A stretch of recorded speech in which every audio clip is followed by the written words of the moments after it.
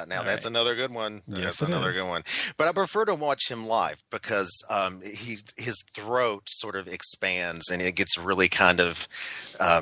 intense and veiny, and he Hmm. starts to sweat His a little throat bit. expands. I'm sure it does. Throating, this sort of really hot moment, and Hmm. I'm going to have to turn on the air conditioner. Well, we can end on that note.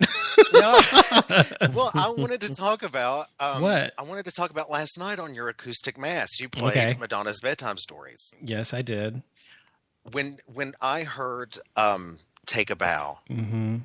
it thrilled me. Absolutely Well, I thrilled me. told you last night that song. Yeah, I heard that song before it was released, like literally minutes before it was released, because I heard it at Sound Warehouse, Blockbuster, whatever it was, music, and they had I had a friend who worked there, or whatever, and we got in an hour before the release of the song, and so I heard it, and it wasn't the first single, and so I heard it, and I listened to the whole album in the back on the headphones that I used to have, and I got to that song, and I was like, oh my god, Madonna, you just wrote a number one song. I know this is gonna be number one. It's so emotional and so heartfelt, and it totally went to number one. It was fantastic. Yes. And the honest truth is, it's very hard to find someone who sings a ballad as well as Madonna. She's a great balladeer. Now, when she does a ballad, I will sit down and listen. I really will, because clearly last night was just like I loved it. And Well, even that today, entire I album is replayed it. almost all ballads. The whole thing's almost all ballads, Except for except that for one. Human Nature. Yeah. Oh yeah, Human Nature, where she spanks that chihuahua. Yes. I love that. Spank that. What is it? Not punch that kitty, but spank that doggy. Yes. Yes. Is Yes. that okay? Is that okay, David, if we say that once? You can abridge it a little bit. It's Or fine. how about punch that puppy? No, that's Punch that puppy. Beat that puppy in the face. Anyway, yeah. So we could end on that note, or I have some news that we could all share together. Okay. Go ahead. We lost three really awesome people lately in the entertainment world. We lost the professor from Gilligan's Island. Yes. He passed away. Isn't that sad? I guess he was old enough. He was 80 something. He's 88, Well, right? he was 89. But he was 89. now, listen, and he was gorgeous back in the day, all stuck on that island. He and was. whatever her name I was, had the hots for baking him. those coconut pies and all that Mhm. shit. Oh, I loved it. But we also lost from the Partridge Family. Yes. Yeah. We also I've seen lost the that. guy from the Partridge Family.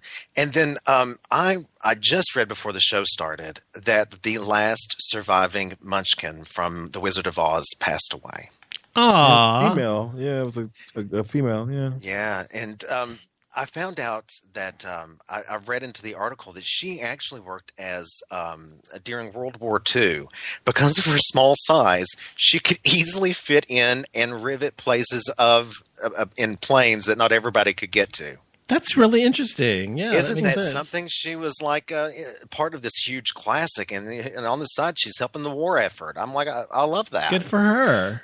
Yeah, but it's such a sad day for me because it's like three people that I really liked as a kid watching Nickelodeon at night, Nick at Night. It's so funny. Aren't you like almost 10 years younger than me? You're like 9 years younger than me, right? Well, I turned 30 in February. Yeah, so you're like 9 years younger than I am. Yeah. Wow. Nickelodeon. You're watching Nickelodeon, huh? I was watching Sesame Street and Mr. Rogers. Mr. Rogers, Yes. bless him. Okay, Yes. so I just thought I would share that so we could all have a somber moment just to think about the last surviving Munchkin. Gone. Yeah, and everybody, if you're listening to the show, be sure you go to thecruiseshow.net and check out the blogs that no one's writing on the site.